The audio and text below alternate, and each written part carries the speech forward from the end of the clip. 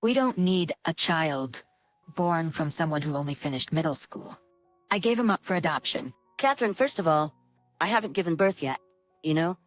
Catherine claims that she has taken away a child that I have no memory of giving birth to. Her behavior became erratic and her fate turned tragic. My name is Annie, a 28-year-old housewife. My husband Kevin graduated from a good university and works for a well-known company. Due to certain circumstances, my highest education is middle school. I used to feel inadequate compared to Kevin, who graduated from a prestigious university. However, he saw my personality, courted me, and we got married. His family holds somewhat old-fashioned beliefs. His father had a belief that a woman doesn't need education. It was different from the modern focus on education, which ironically worked in my favor. It's ironic that his ideas, which are considered problematic in modern times, actually saved me without any proper academic background. Yet, after 2 years of marriage, he passed away in a car accident. We were worried, leaving Kevin's mother, Catherine, alone at home. We didn't move in together, but chose to live nearby. She became overly reliant on Kevin, and whenever there was an issue, she called for him. However, since he was busy, I often went instead. He went to help her whenever he could, saying I didn't need to force myself to visit her. Yet I was sorry for her, having lost a loved one in an accident, so it did not bother me at all. However, she became extremely irritable when I went because all she wants was Kevin. I would have been concerned if he was too close to her, but our relationship was going well. We just hope that Catherine gets over her loss soon. Just then we found out that we were expecting a baby. Since I'd have less time to visit Catherine, we decided to inform her about our baby. However, instead of blessings, she insisted on terminating the pregnancy. A week later, a letter arrived. As I opened it, I found divorce papers already signed by Catherine as a witness. I was utterly shocked. When I saw the second document enclosed, I dropped the one I held. In a panic, I called Catherine. Catherine, what's with the letter? Oh, you've opened it? Just sign it and submit it to the court quickly. Since announcing the pregnancy, her attitude had blatantly worsened. Whenever Kevin wasn't around, she was always like this. Whenever Kevin wasn't around, she was always like this. You see, even if I grant that the divorce papers are a form of harassment targeting me, what about this marriage certificate with your and Kevin's names on it? Of course I'm marrying him. Diversity is a thing now. It's perfectly fine for biological parent and child to become a couple. I couldn't process what she was saying. Catherine, legally you can't marry your child no matter what. Kevin doesn't have any feelings for you beyond being a son. We could have a common law marriage. I did my research. I couldn't oppose the marriage between Kevin and you because my husband was there. But I'm disgusted by the fact that my grandchild is coming from an uneducated woman like you. I can still get pregnant. I read on the internet the oldest of having a baby was 57. I can still make it. Just divorce him quickly. I didn't want to hear her anymore. It wasn't about what was being said, but it was the genuine revulsion in Catherine's words.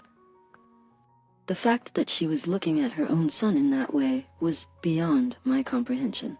The idea of having a child of her own son at her age, that twisted mindset gripped my heart so much that I couldn't stand.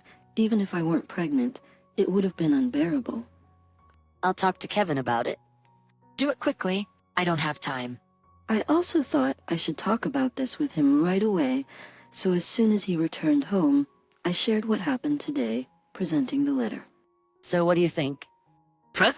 This has to be a joke, right? But these are definitely Mom's handwriting. I believe you. But this is too far-fetched for me to accept what happened right now. Sorry. He is right. There aren't many who would easily accept this. Well, that's understandable. I'm thinking of keeping some distance from her. Sometimes it's essential to create distance, especially when you're close as a family. Yeah. Luckily, money isn't an issue because Dad has left some for her, so distancing from Mom is the right move. Kevin pushed up his glasses and struck a pose like a movie character as he spoke. I don't want to say bad about your mom, but we're soon expecting a child, and the hate might extend to the baby. That's unacceptable. Even talking about it toward you is already terrible. Alright, I'll handle this. No matter how logical you are, Mom looks down on you about your education, so I doubt she'll listen. I'm truly sorry. He apologized deeply. He consistently supported and defended me. Even when introducing us to his friends for engagement, there were some who said, "Huh, she only graduated middle school? Can you even hold a conversation with her?"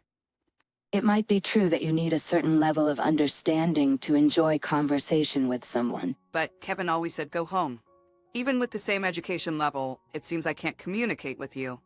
With that sarcastic remark, he protected me, preventing me from developing an inferiority complex about my education. Catherine didn't do that in front of him, so I understood it was intentional and managed to accept it. He knew what Catherine was thinking too, and in the end, creating distance was necessary for our happiness. But before we could distance ourselves, Catherine suddenly closed the gap. One day while I was out for a walk, I saw her approaching with an intense expression. Oh no, what terrible luck. I thought that for a moment, but she smiled and said, "Oh, what a coincidence seeing you here. Oh my, what a lovely baby." Oh, hello, Catherine. Yes, that's right. Still just a month old. I wanted to end the conversation quickly. However, even though she was in her late 60s, it was hard for me to shake her off while pushing the stroller. I too had gained some weight recently, and I didn't have much stamina. It was sunny outside and I hadn't planned for a long walk, so I didn't have extra drinks or money. I bought a sports drink from a convenience store and tried to find a time to rest in the shade on the way back. I'm thirsty. Can I have a bit? Saying that, she snatched the drink I bought and gulped it down. Wait, why did you drink it all? Please get another one for me. Oh, seems like you're out of breath. Could it be heat stroke? That's dangerous. I'll call an ambulance for you. She called for an ambulance on her smartphone. Shortly after, the ambulance arrived, and they put me on a stretcher. Feeling lightheaded, I struggled to answer the paramedics' questions. She is my son's wife. I'll bring the necessary documents later. Just let me know which hospital you're taking her to. I'll take care of her kid. Oh no, her aim wasn't me, it was the child. My head was spinning, and even if I wanted to talk, Catherine kept shaking me, making me feel dazed. I caught a glimpse of her sinister smile, which frightened me immensely. When I regained consciousness, Kevin was by my bedside. Huh? I feel... Just lay down. It's a mild case of heat stroke. It was not bad because you were in the shade and treated by the paramedics before it is too late. Kevin looked relieved, almost teary-eyed. At that moment, there was a knock and Catherine entered. Oh, you're awake? Good to see you're okay. Her face clearly didn't show joy. Rather, it seemed more like, "You're still alive?" You're still alive? However, that didn't matter now. Where's the baby? Where did you take the baby? Oh, I sold that child. When you receive such a nonsensical response, your thoughts just stop. Both Kevin and I had dumbfounded looks. Nam, you're joking about selling a child, right? I arranged it as an adoption. After all, it's your child too, Kevin. My friend's childless couple was troubled by infertility, so I proposed this idea. They were grateful, and they gave money on their own. It was actually right that you did not choose abortion, because it ended up being profitable. She was boasting, but Kevin was clearly angry. It was the first time I had seen him this furious. Why would you do that? He no longer looked at her like a mother.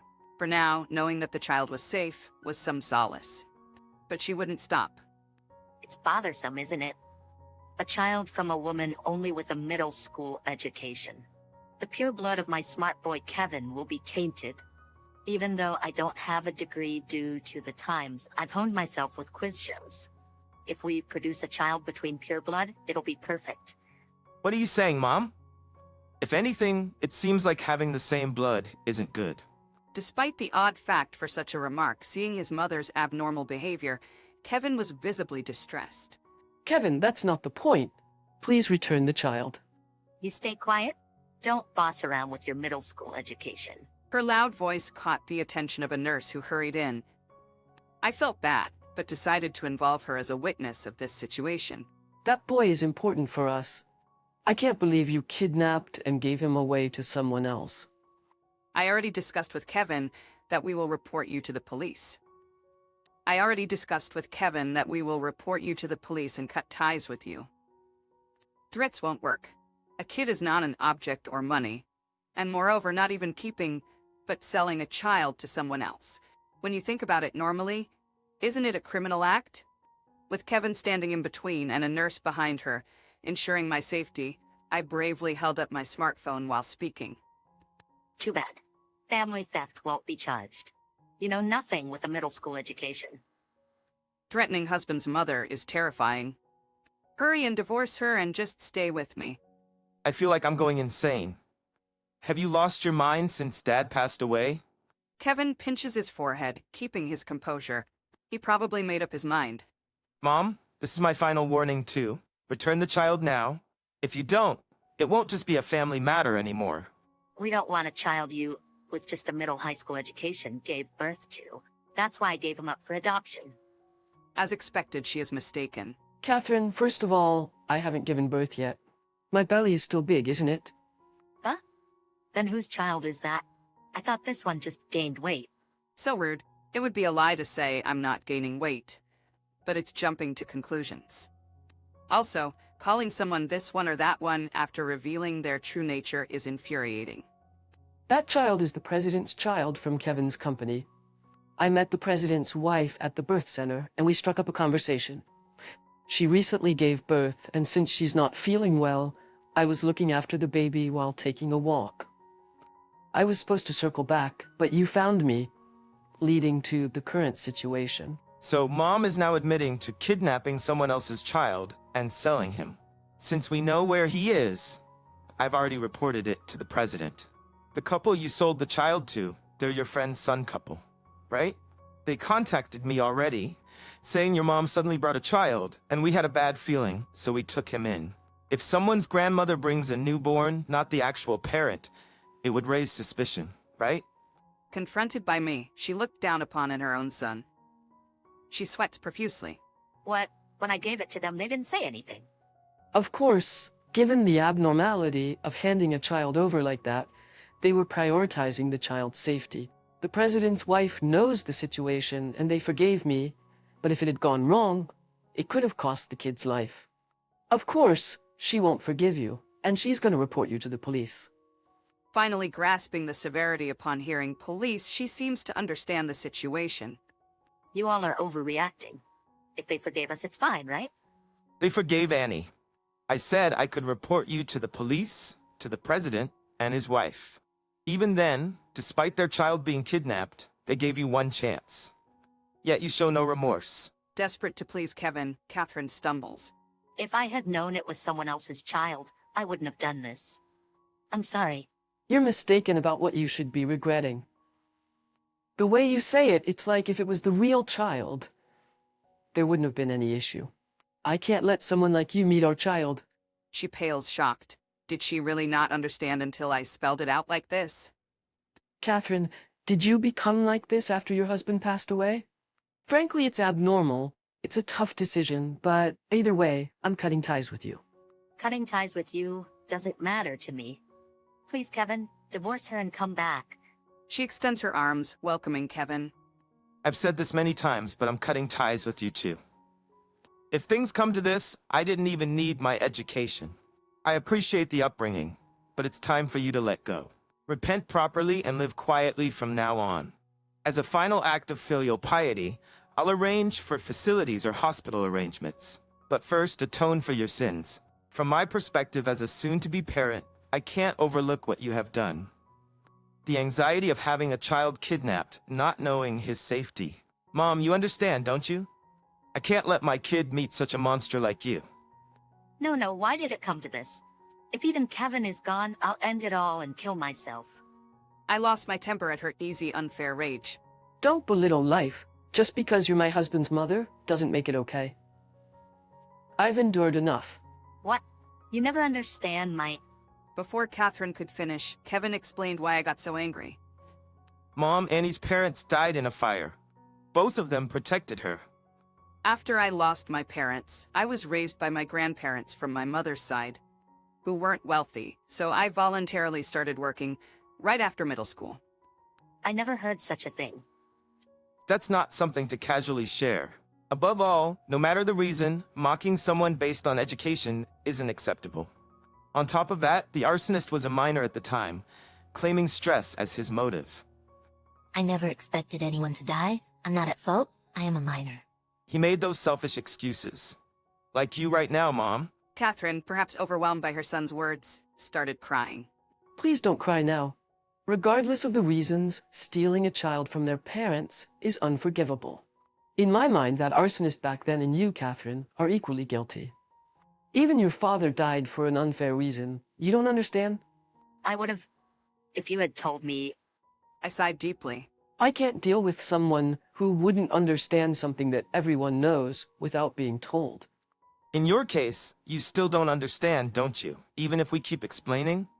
Even now, you probably think cutting ties or being reported is a joke. Kevin opened the door of the hospital room. Police officers entered, accompanied by the child's mother, the president's wife. Kevin, are you sure about this? Asked the president's husband. Thank you for your concern, despite everything. What my mother did cannot be excused just because your son was safe. Please ensure a fair punishment for her. Hearing Kevin, the officer nodded to him and took Catherine, who was sitting there dumbfounded. The president's wife told us that they had her son secured. Subsequently, Catherine was arrested. Her attempt to sell the child was considered heinous, and she received a sentence of 5 years without parole. The maximum sentence for this act seemed to be 7 years, but for a first offense, this was substantial. By the time Catherine is released, she won't have the patience to track us. Following this incident, Kevin offered to resign, but the president and his wife admonished him. You're about to have a child. You need to support Annie and the baby. Truly amazing people. I believe Kevin will surely contribute greatly to this company from now on. Even the president's wife at that time expressed concern for my health, attributing the problem to Catherine only. She even offered to hang out together when our baby is born, and I couldn't help but cry. Couldn't help but cry? I also met Catherine's friend who secured the child. At that time, Catherine's behavior seemed odd, and they weren't sure what would happen if they declined her plan, so they pretended to agree and then took the child.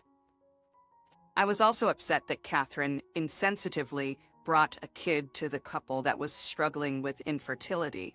We have already shared what happened with those around us, so there's no place for Catherine to return to anymore. I can't meet my own mother, who has passed away. Catherine can't meet her own son and her grandchild even though they are alive. Perhaps she's going through something much harder than me. I don't sympathize at all, but thinking about it, I find it ironic. It's been 5 years since the incident, and Catherine will be released soon. I was hanging out with the president's wife and the child who was kidnapped at the time, along with my child. I received a message from the friend of Catherine who secured the child. She received a call from Catherine, but she also told her not to contact her anymore. Imagine if my grandchild were kidnapped too. Yes, since then, her son's couple had a baby, and now she is here playing with our kids. We have gotten over Catherine and what she has done, and although exhausted from playing with our kids, we are enjoying our life without her.